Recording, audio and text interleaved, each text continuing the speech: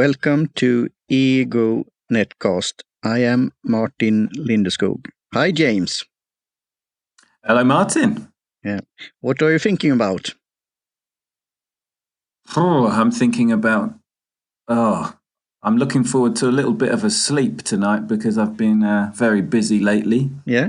So, and I keep on falling asleep throughout the day today. So I'm pretty tired. Yeah. You should continue drinking your coffee then, or tea, or something else. Maybe just for some energy. Yeah. Good. And you reach out to me. You have now the second time here. You reach out to me in a nice way. So we will talk about how you could be found on the net as a musician. And also you have a new news item here that you want to tell about. So, but first I will, when you reached out the first time and also now, I did some research on your name and tried to find you. So we'll start out with that. Because I got some Apple Music suggestions because I'm an Apple fanboy, so I use Apple Music. And I listen to this electronica or synth pop, as we talked in the green room. Or we will talk about some different labels also.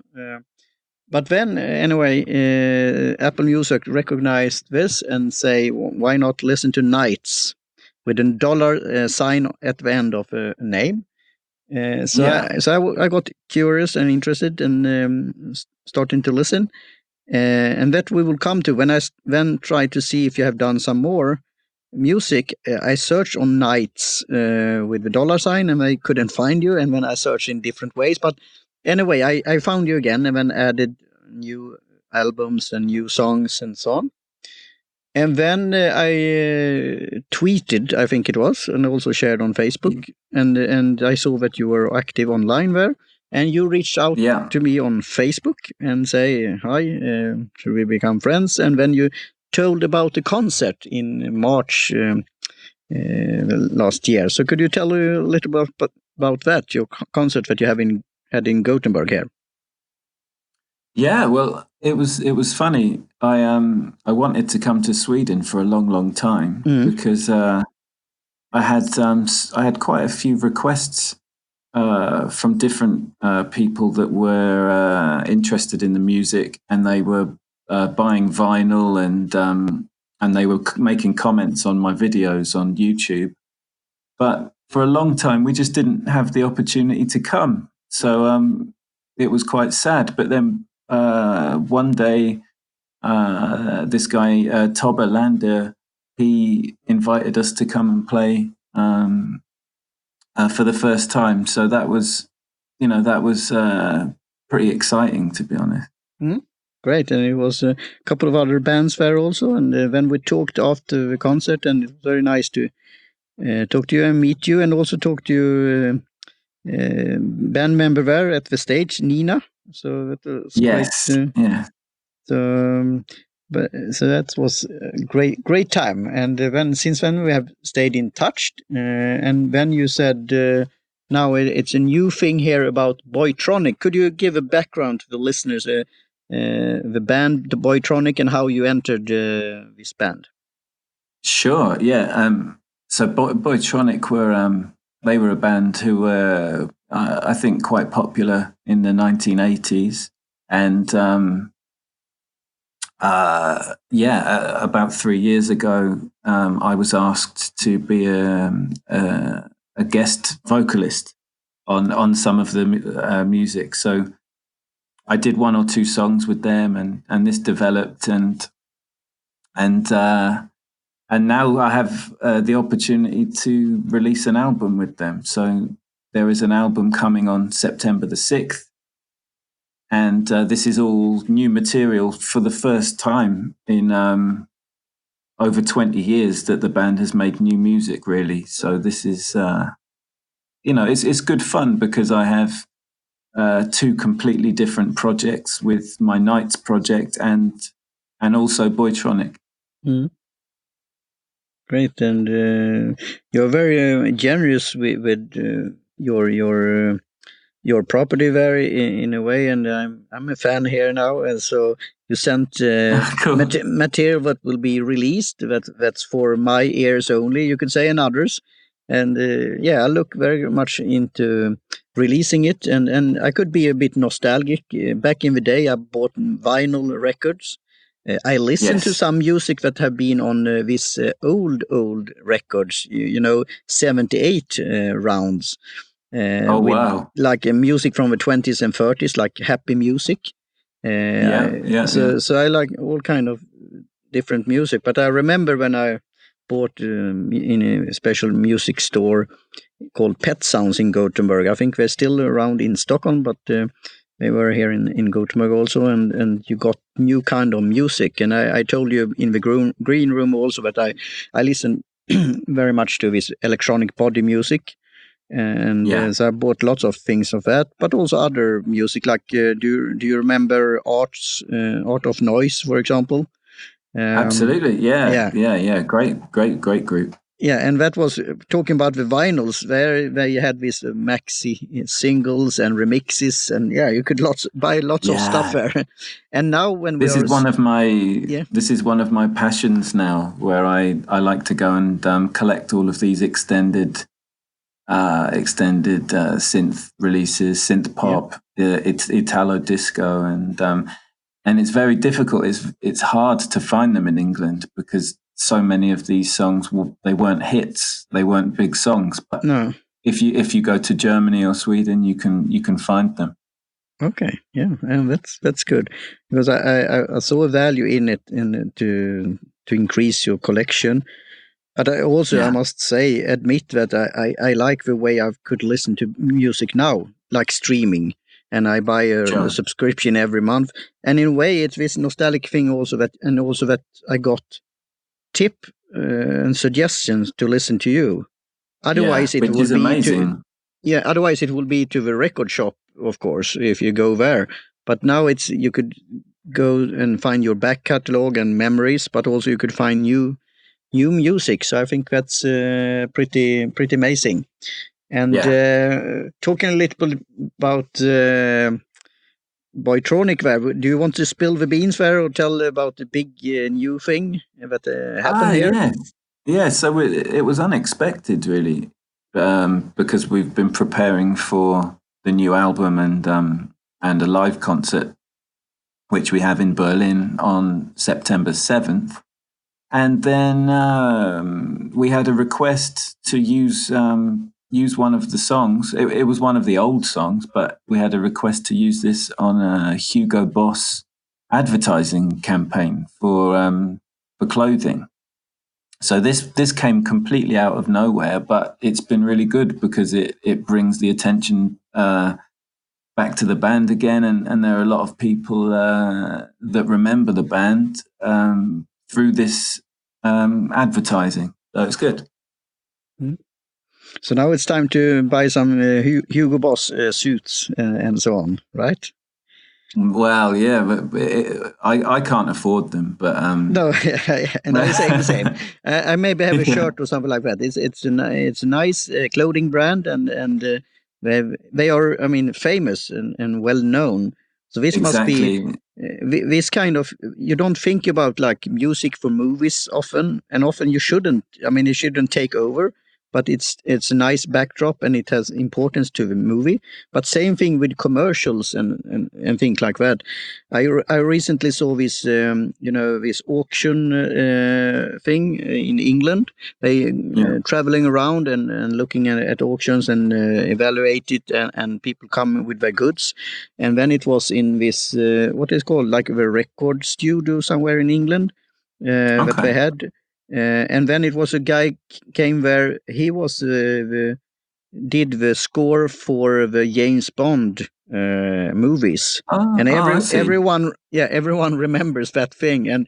And he told how it developed this score and this song, and how it still is valid, and you recognize it and people like it. So about your own music, and when I listened to your album and also during the concert, I got happy. It's very nice and fun music, and when it's interesting lyrics there also, with everything from alligators to ice cream. So if you would meet somebody at a party or something like that, how would you describe your music to someone, I think it's James? I think it's just we just wanted to make music that was good for the party, because we're always in a situation where people are listening for the first time, maybe, and because of this, you need to have music with an impact, and people need to remember it very quickly. So we just wanted to make good music that within 2 minutes people know exactly what the lyrics are, what the words are, and people can just get involved as quickly as possible. Yeah, that's great. And if you had to label yourself, because I remember when you went to the record store, you looked at electric body music or synth or industrial rock or whatever. Where should you put yourself, label or yourself? This is always difficult. Yeah, I know. It's a bit of a tricky question. Yeah, it's probably just that I would call it pop, because the fans, some would say it has elements of Italo disco. Yeah. Some would say synth pop, but it has a little bit of all of these things. Even some house music or this kind of thing. So I think it's electronic pop, and this is the best solution. Yeah, I don't know how the other music streaming services are doing, but I know that Apple Music is in a way curating things and giving suggestions and so on. Same as they are doing with podcasting and podcasts. And then, of course, they see your listen behavior and pattern and giving suggestions there. But then, of course, it's getting all these different categories after a while, and it's getting so much. So it could be a jungle out there. But I remember when you do some hashtags on Twitter and so on, you have made up your own funny category there, because you are from Great Britain in a way. Also, I know that you're a world traveler, but Britalo, like Italo disco or Italo music, but you have a Brit thing. So could you tell a little bit about that? What's Britalo? Well, that was just a suggestion that someone gave me, where they said, "Oh, you could have your own music genre," which I thought was quite nice, because you would be the only artist that works under this Britalo thing. But when you do this, it takes a lot longer for it to catch on, for people to understand what it is, because no one else is doing it. But keep doing that. I like it. I mean, I like the idea and I like the sound of it. But it's funny. People come to me all the time and say, "What is this Britalo? What is?" That's good. And then you have to explain for me and for listeners, what's a synthwave? What kind of genre? Because I'm now catching up on when they are labeling it on Twitter and so on. And it's interesting to see if somebody follows you or comment or something like that. So I'm open for that. Sure. But I haven't recognized what is it. Could you describe that, or know about what synthwave is? I would say in my music there's some elements of synthwave, but it's not completely synthwave. But synthwave would be a slightly more atmospheric electronic music, a little bit like a modern version of Jean-Michel Jarre or Vangelis. I'm reading your mind. Okay, like Vangelis or something like this, and so it's very instrumental based, still some vocals, but not so many vocals. Really good for film soundtrack. Okay, that's good to know, because in the green room here we talked about this classical band from Sweden called S.P.O.C K, but now I have to spell it out because otherwise it will, with trademarks and so on. So they call it S.P.O.C.K.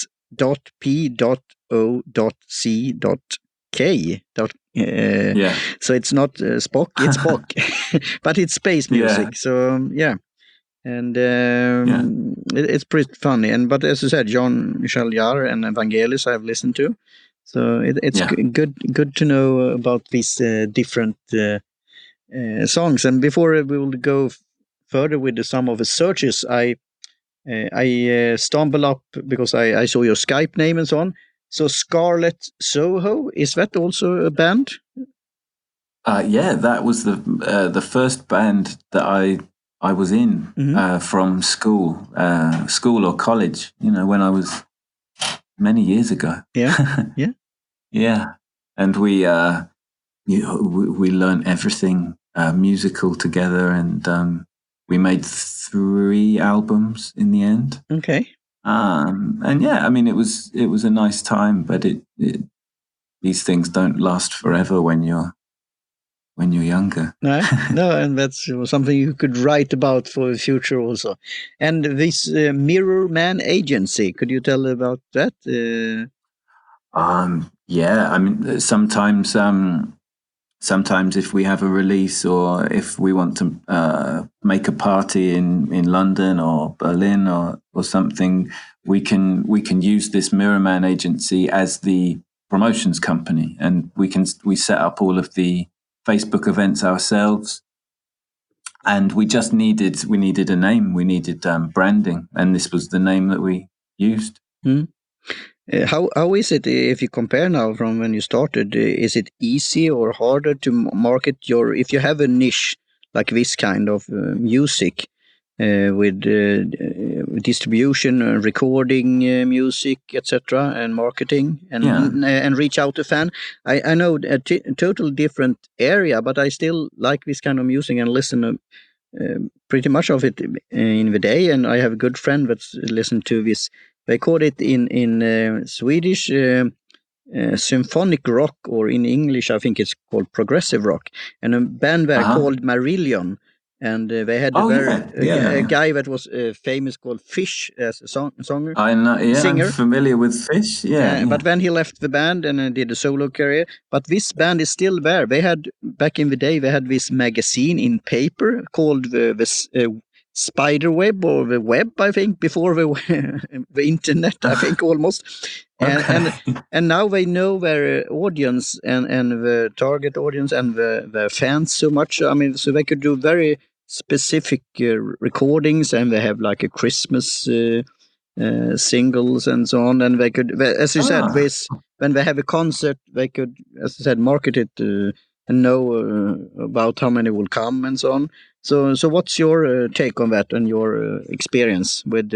I think that in some ways, I think bands are in 2 different areas, because you have the bands that are pre-internet, and then you have the bands that are post-internet. And so I think for example, if you were a band from the 70s or the 80s that could sell 1 million records or something, now it would be quite easy with some time and a little bit of money to find all of your fans online again, because you know that they have your music in their record collection, and they know that the band knows that there's an audience out there for them.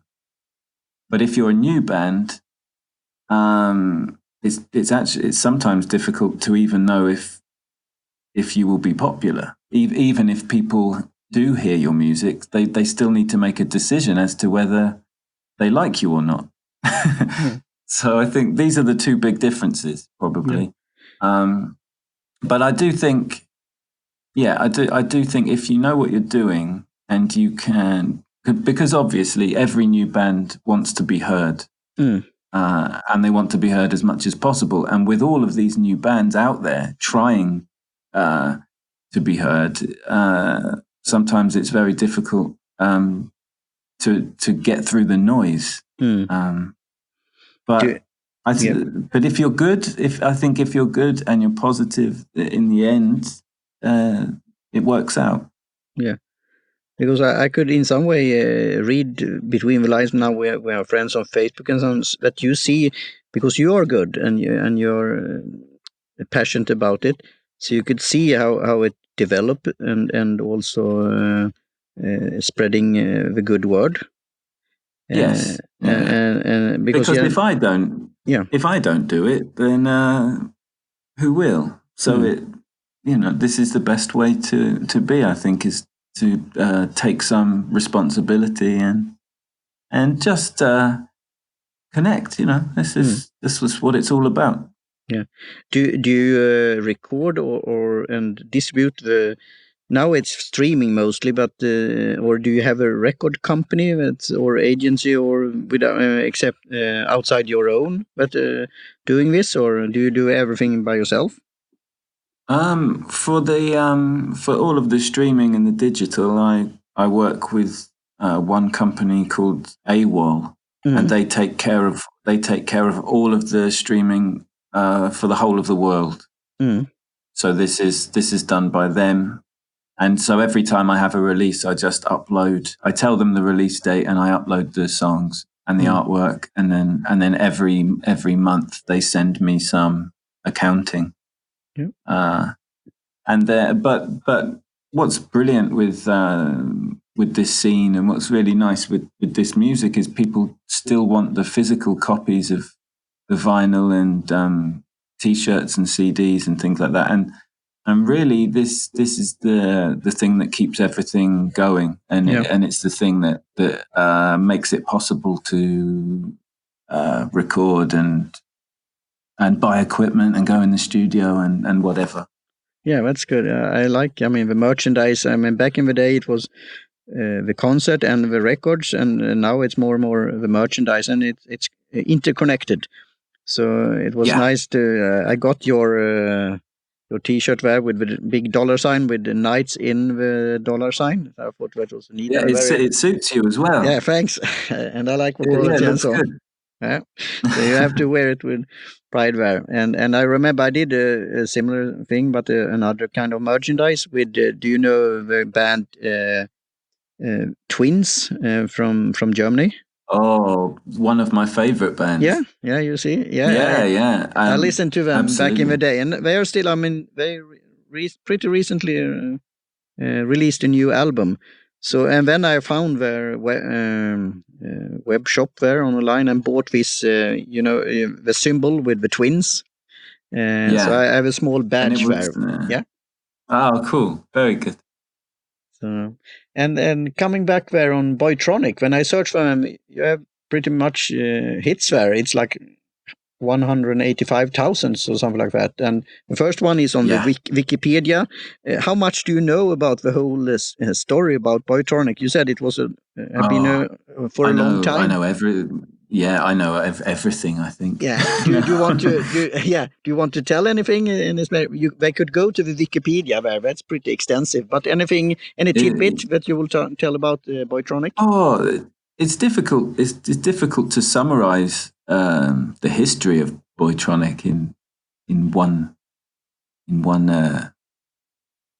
time, but it's hard. But I would say, it's very, very emotional story and a very interesting story about the music industry. And this is a band that for me made some of the best synth music from the 80s, but they had a lot of bad luck. And it's just nice now that the band can come back and have another, another go and another try at making the music that it did back then.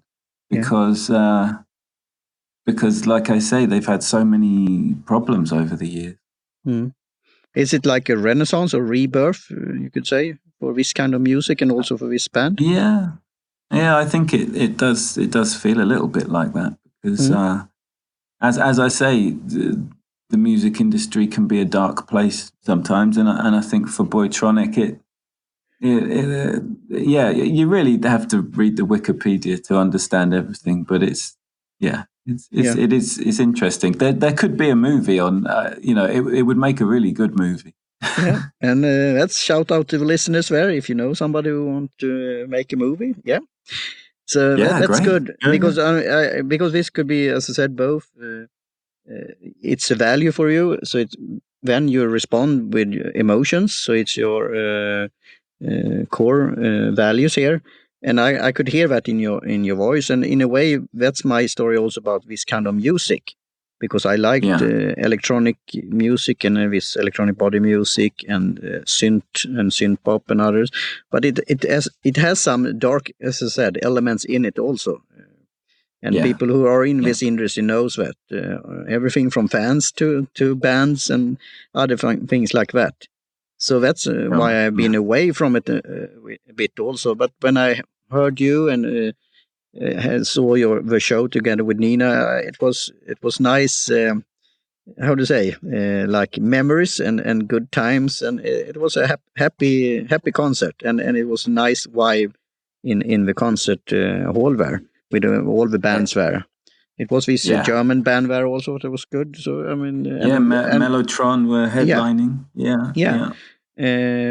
But also it was it was friendly competition, but it was different kind of styles in a way, but it fitted well together. And also the band here from Sweden that started out, that was nice also. So it was a really nice night, and it was everything that I hoped Gothenburg would be after all this time of waiting. It was really, really nice. Yeah, and I must thank you for that, for you reaching out, because otherwise I'm not sure that I would been going there to a concert, because it's a way of life. Maybe you did that in the past, but it's nice to do it when it's a good time. And other type of band, do you know Rational Youth from Canada? I do. Yeah. I think they played. They played this weekend, possibly at a festival. Yeah, and I missed them every time when I was in America and other things. But so this is one of my favorite bands also. So Rational Youth. Yeah, very good. And I think they play with Psyche quite a lot. Yeah, and I think they're talking about the story there. I think they have been ups and downs there also with Psyche, because I listened to them also. I haven't heard everything, I think, because that was that area also. Some were pretty, how to say, high speed beats per minute and some dark elements in the music, but they seem to be very nice guys. But then I haven't followed the whole history there, but I think that things happen there also during the time, but they are still around in one way or another. But that's also with this music. Except bands like Depeche Mode and so on, they have been around or Kraftwerk. They will be in Gothenburg here next week. I remember. Are you going? I don't know yet. I watched their so-called last concert in Stockholm many years ago. But they are still around, and I like them. It's good music. But I have also, and that's Apple Music's good for also. I have listened to former band members, like now you have to help me with names here. But a couple of different former band members. Oh, you have done Wolfgang Flür. Wolfgang Flür and Carl Bartos. Carl Bartos. And some He's always others. busy, actually. Yeah. Always busy with new projects. And more with this Wikipedia, it was an interview with Boytronic there in Zero magazine, that's a synthesized music magazine in Swedish. And then I found you on Facebook, and then it was this discography, lyrics and so on, Discogs. And then you have a site there, boytronic.new. Yes, correct. And then it was also a magazine where Electro Skull, and they talked a little bit about the story and the history about that. So, but it's I know a little bit. Now you know very much. Yeah, and that's the thing. When I search, I got certain results. If you will search in England. Maybe you will find some other results, and that's the whole thing with this segment.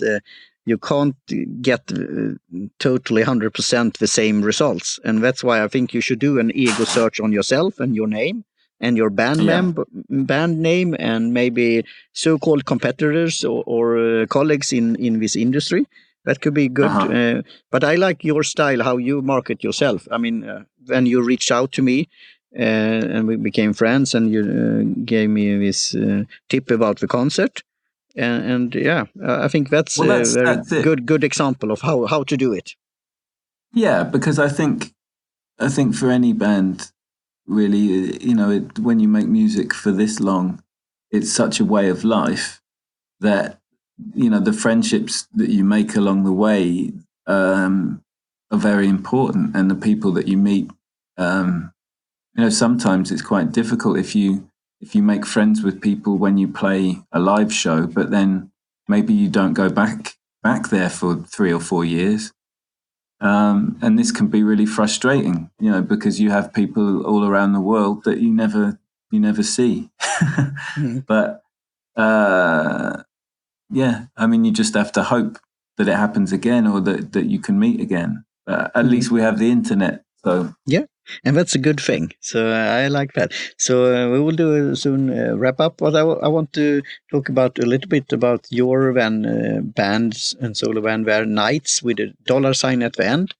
And there I found searches for 17,700 hits, and your Facebook site and your music site on Bandcamp, where people could buy merchandise and listen to music and download and buy songs and so on, right? Yeah, that's very popular. The Bandcamp is very good. What was this social media platform that lots of musicians used in the past? Is it still around? What is this called? That a musician bought, I think. It was before Facebook in a way, and it's still around. Oh, MySpace. MySpace. MySpace. Is it used by musicians and bands nowadays, or how is that developing? I don't think it is used anymore. I think, I mean, there may be a version of it, but I think I remember everyone was putting a lot of time into it at the all of the bands maybe 10 years ago. But and then Facebook took over, and it all changed. Yeah. And I have my, in a way, personal opinion about SoundCloud when it comes to podcasting. I know I have it as a destination to reach out, but I don't have it as my main hub. Then I have a sound or audio host, for example, Libsyn. But SoundCloud is pretty popular by musicians and bands, and also people who wants to learn about new music and DJs and so on. How do you see SoundCloud is working for you? I mean, they have all over the time with the economy and so on, and how they are doing. I mean, they are pretty big in America and Germany, and in a way it's a startup from Sweden also, I think. But nowadays I don't really know how they're doing. I still buy my premium account there, because after 3 hours of new music, when you upload like podcasting, you have to keep it. If you want to keep it, then you have to pay like a premium account. And I get some tips of music there also, and some followers, but I'm not very active. But what's your take on that service? I think it's probably the service I use the least, to be honest. I've from time to time I've used it, and the main thing I like to use it for sometimes is if I upload new music, and I can send it, I can send all of the links very easily to radio station or just for them to download. So this is useful and it's good. And also it's good if you want someone to make a remix, you can upload all of the individual stem parts. So you've got the drums separate or the bass separate. Yeah. You can use it for this too, but I haven't really invested that much time in SoundCloud. Not really. Not to connect with others so much. Yeah, and as I said, and I have been thinking about this during the summer, and during a summer break and vacation, taking like a digital break in a way, even if I'm using it for freelancing and so on. I will package it in like services in the future. I mean, how you could use social media, new media in a smart way, but also in a minimal way, because it's hard to be out all over the place. But of course, you as a musician and band, you have to find where are your listeners and where are your people who want to buy your music and go to the concert or buy merchandise. And that's that's a challenge to find. But as I said, it is. I like your style and what you're doing. So in the long run, it will spread, and it will spread in an organic way and like small wave on, and then people That's could. it. I think it can be a little bit slower this way, but you know, it's a nice experience for everybody, and the best promotion is always probably the live show. So as long as you can remind everybody that there are live shows and everyone is welcome to come, then once they come, they usually like it. So yeah. How is the scene there in the places you have been around? Because Gothenburg is, as we call it, a small city or a big town. And back in the day, I mean, you had lots of clubs and so on. But now it's for the bigger artists and so on. But the smaller bands have a hard time to find places to play at, I think. So you have to... Yeah. And then, of course, with the ticket prices and know how many will come and so it has been a challenge, I think, and that's for all kind of music, everything from jazz to classical to rock and pop, and so I don't know how have you feel. How is it in England and in Germany or other places? I mean, I think it's difficult all over, but I'm a little bit lucky that. Maybe I've been around long enough now that at least I know I know some people are coming. But I mean, if I was a band that was starting tomorrow, I would probably be a little bit worried, maybe, because there's so much competition, but not as many venues. So you know, and a lot of the venues now, they only want to book the weekend. They're not interested in booking Wednesday or, you know, Sunday or whatever. It's just Friday and Saturday is the only time to play.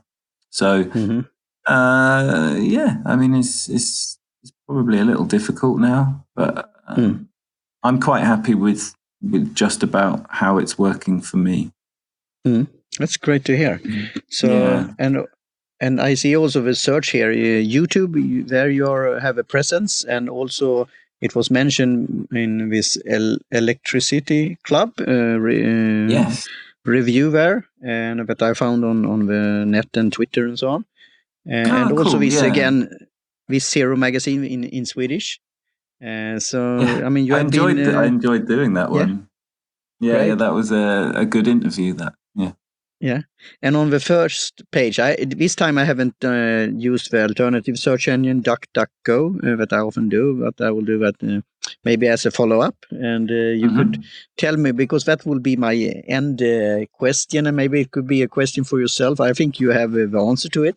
But the last hit result on Google search on nights with an S, with a dollar sign at the end, it was Wikipedia for night or nights in the historical sense, not you, James Knight.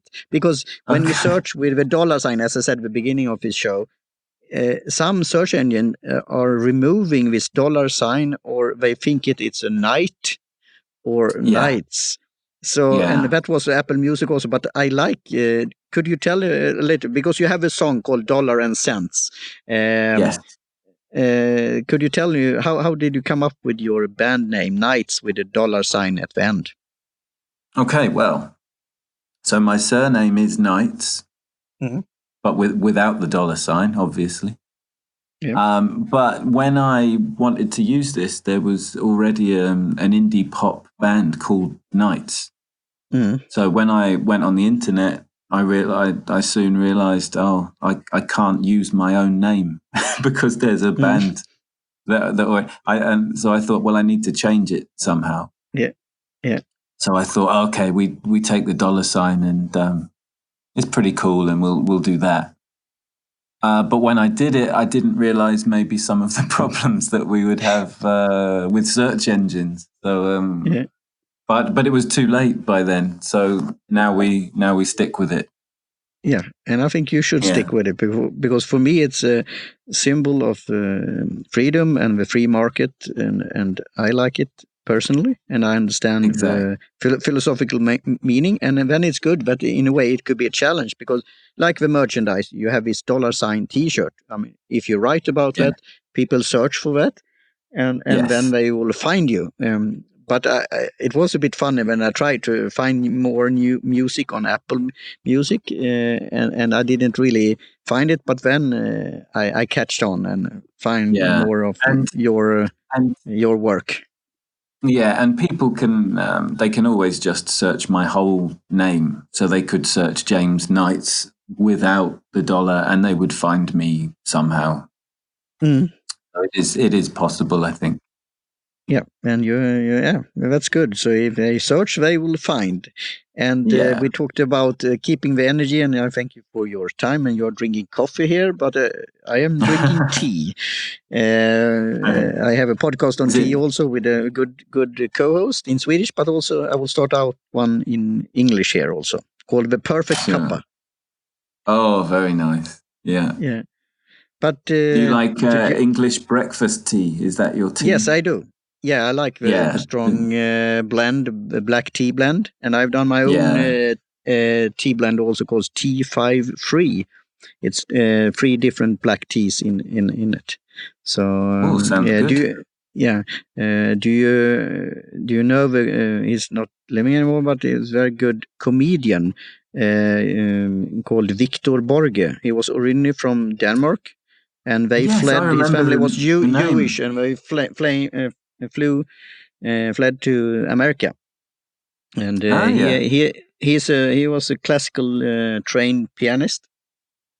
Yes, it's familiar. What was his big role? What was his big program? Yeah, he did. I mean, he had this piano, or they say this big piano that have a fancy name in English. I think in Swedish it's a flygel. And then he played, and then he has his son that he came to the scene and stage, and then he pulled his tie in order to shift the notes and so on, and he fall down from his seat and all kind of things. And he started every time he comes back to Happy Birthday song, and he had all these kind of different sketches. So it's like a comedian, very fun. And I mean, he was one of, I think, most popular and also well paid during the time because he was so good at what he's doing and so funny. He had a sketch called Inflation Language. So every number or thing that you're saying, like the song T for 2, if you say the 4 sounds like 4 the number, but it's 4 like 2. So then it will become T5 free. So the 2 plus 1 is 3, and the 4 like 2 is 5. So then I came up with this tea blend called T5 free. It's a bit nerdy and strange, but I like it. And it's it. So, but with ending is it a strong tea? It's a strong tea. It's Ceylon tea. It's African flower that's from Kenya. And it's from Assam, Namdang, from India. So I like the strong tea, the cuppa. You could say it's almost like a builder's tea, as they say. Like that's my favorite brew. Yeah, but you like ice cream also. Could you tell a bit about that? The gelato. So I wrote this song Gelato that was it coincided with when I was making my album. Every day I would take, or almost every day I would take a break and just go into the town and have some ice cream. And the sun was shining, and I thought, I really want to make this song that sounds like the sun is shining and it's perfect, for ice cream.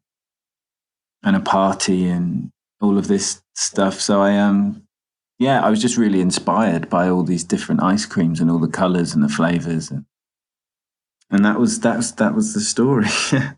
Yeah, it's a great story, and you get hungry for ice cream, and you could really see this image.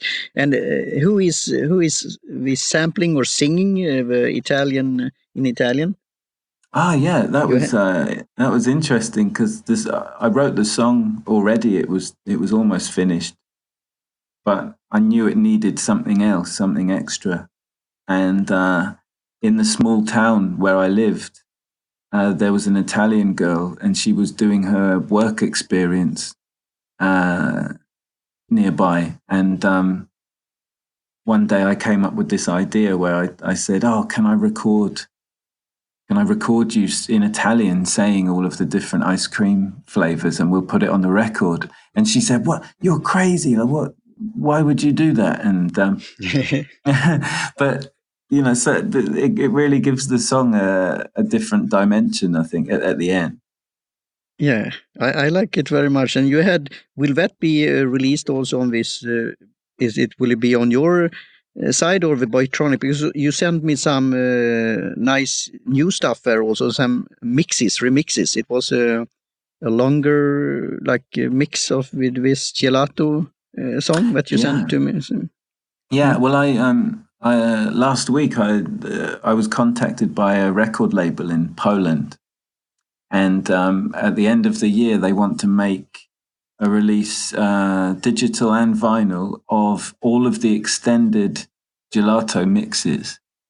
So this is now the plan, that there will be, I think, 3 or 4 extended maxi versions of this song, which is amazing. It's really exciting. Mm-hmm. That's great. Yeah. I shared it on Facebook there and pinged a friend of mine that she's originally from America but now living in Italy, and she got very interested in the song and in your music. So she will listen to that and mention to her partner. Oh, so that's fun. Thank you. Yeah, and as an ending note, maybe you're off guard now, but do you want to sing anything, or do you want to tell how the listeners could reach out to you or find your works, or any thoughts at the end here, James? Oh yeah, I mean, it would be really good if people want to find the songs. I would recommend YouTube or Bandcamp or any of these things. But if you try YouTube and search Gelato and Nights, I'm sure it will come up. And there's also a track, What's Your Poison, which is quite popular. Mm-hmm. So yeah, please enjoy listening. Great, James. And we include information and links and contact information there in the show notes. So thanks again, James, for your time. And it's a pleasure talking to you again. Great. Thank you. Cheers.